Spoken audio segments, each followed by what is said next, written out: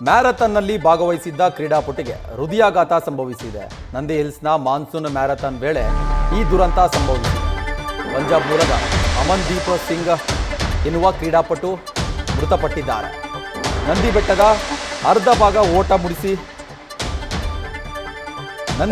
ಅರ್ಧ ಭಾಗ ಓಟವನ್ನು ಮುಗಿಸಿದಂತ ಅಮಾನ್ ಓಡ್ತಾ ಇದ್ದಾಗಲೇ ಮಧ್ಯದಲ್ಲಿ ಕುಸಿದು ಬಿದ್ದಿದ್ದಾರೆ.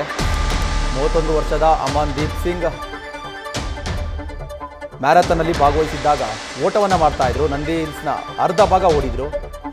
ಮಧ್ಯದಲ್ಲೇ ಇದ್ದಕ್ಕಿದ್ದಂತೆ ಕುಸಿದು ಬಿದ್ದಿದ್ದಾರೆ.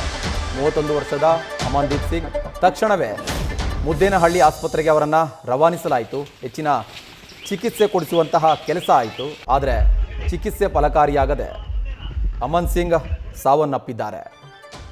ಇವತ್ತು ಮ್ಯಾರಥಾನ್ನಲ್ಲಿ ಭಾಗವಹಿಸಿದ್ರು. 31 ವರ್ಷ ವಯಸ್ಸಾಗಿತ್ತು. ಮೂಲತಃ ಪಂಜಾಬ್ ಮೂಲದ ಕ್ರೀಡಾಪಟು ಆಗಿದ್ದರು. ನಂದಿ ಹಿಲ್ಸ್ನ ಅರ್ಧ ಭಾಗ ಓಟವನ್ನು ಮುಗಿಸಿದ್ರು. ಈ ಸಂದರ್ಭದಲ್ಲಿ ಇದ್ದಕ್ಕಿದ್ದಂತೆ ಕುಸಿದು ಬಿದ್ದಂತಹ ಅಮನ್ ಸಿಂಗ್ ಅವರಿಗೆ ಕೂಡಲೇ ಮುದ್ದೇನಹಳ್ಳಿ ಆಸ್ಪತ್ರೆ ಇದೆ, ಆ ಆಸ್ಪತ್ರೆಗೆ ಹೆಚ್ಚಿನ ಚಿಕಿತ್ಸೆಗಾಗಿ ಅವರನ್ನು ರವಾನಿಸಲಾಯಿತು. ಆದರೆ ಚಿಕಿತ್ಸೆ ಫಲಕಾರಿಯಾಗದೆ ಸಾವನ್ನಪ್ಪಿದ್ದಾರೆ. ಇದೇ ವಿಚಾರಕ್ಕೆ ಸಂಬಂಧಪಟ್ಟಂತೆ ಹೆಚ್ಚಿನ ಮಾಹಿತಿ ಕೊಡ್ತಾರೆ ನಮ್ಮ ಪ್ರತಿನಿಧಿ ಸುರೇಶ್ ಫೋನ್ ಸಂಪರ್ಕದಲ್ಲಿದ್ದಾರೆ. ಸುರೇಶ್, 31 ವರ್ಷ ಕ್ರೀಡಾಪಟು, ಅವರು ಮೂಲತಃ ಕ್ರೀಡಾಪಟು ಆಗಿದ್ರು. ಏನಾಯಿತು ಇದ್ದಕ್ಕಿದ್ದಂಗೆ ಅಮನ್ ಸಿಂಗ್ಗೆ ಸುರೇಶ್? ಖಂಡಿತ ಭರತ್, ಇವತ್ತು ದೇಶದ ವಿವಿಧ ಭಾಗಗಳಿಂದ ಮ್ಯಾರಥಾನ್ ಒಂದು ಕಾರ್ಯಕ್ರಮ ಹಮ್ಮಿಕೊಂಡಾಗಿತ್ತು. ವಿಶ್ವವಿಖ್ಯಾತ ನಂದಿ ಗಿರಿಧಾಮದ ತಪ್ಪಲಿನಿಂದ ನಂದಿ ಬೆಟ್ಟದ ಮೇಲೆವರೆಗೂ ಒಂದು ಮ್ಯಾರಥಾನ್ ಹಮ್ಮಿಕೊಳ್ಳಲಾಗಿತ್ತು. 10 ಕಿಲೋಮೀಟರ್ ದೂರದ ಒಂದು ಮ್ಯಾರಥಾನ್ ಹಮ್ಮಿಕೊಳ್ಳಲಾಗಿತ್ತು.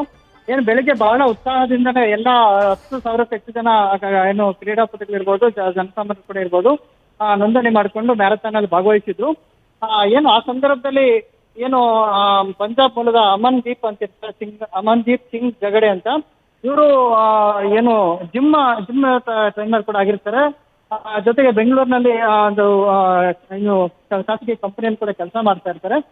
ನಿನ್ನೆ ಕೂಡ ಒಂದು ತನ್ನ ಇನ್ಸ್ಟಾಗ್ರಾಮ್ ಅಲ್ಲಿ ಸ್ಟೇಟಸ್ ಕೂಡ ಹಾಕೊಂಡಿರ್ತಾರೆ. ನನಗೆ ದೇವರು ಆಶೀರ್ವಾದ ಒಳ್ಳೇದು ಮಾಡಿ ಅಂತ ಹರಿಸಿ ಅಂತ ಹೇಳ್ಬಿಟ್ಟು ನಿನ್ನೆ ಕೂಡ ನಂದಿ ಹಿಲ್ಸ್ನ ಮ್ಯಾರಥಾನ್ ಬಗ್ಗೆ ಒಂದು ಸ್ಟೇಟಸ್ ಕೂಡ ಹಾಕೊಂಡಿರ್ತಾರೆ. ಆ ಸಂದರ್ಭದಲ್ಲಿ ಇವತ್ತು ಬೆಳಗ್ಗೆ ಒಂದು ಭಾಗಿಯಾಗಿ ಇಡೀ ನಂದಿ ಬೆಟ್ಟದ ಬುಡದ ಮೇಲಿನವರೆಗೂ ಹೋಗಿರ್ತಾರೆ ಮ್ಯಾರಥಾನ್ ರನ್ನಿಂಗ್ ಮಾಡಿಕೊಂಡು. ಅಲ್ಲಿ ಉಸಿರಿನ ಸಮಸ್ಯೆ ಹೆಚ್ಚಾಗಿ ಅಲ್ಲಿ ತಕ್ಷಣ ಅಲ್ಲೇ ಒಂದು ಹಾರ್ಟ್ ಅಟ್ಯಾಕ್ ಆಗಿ ಅಲ್ಲಿ ಕುಸಿದು ಬೀಳ್ತಾರೆ.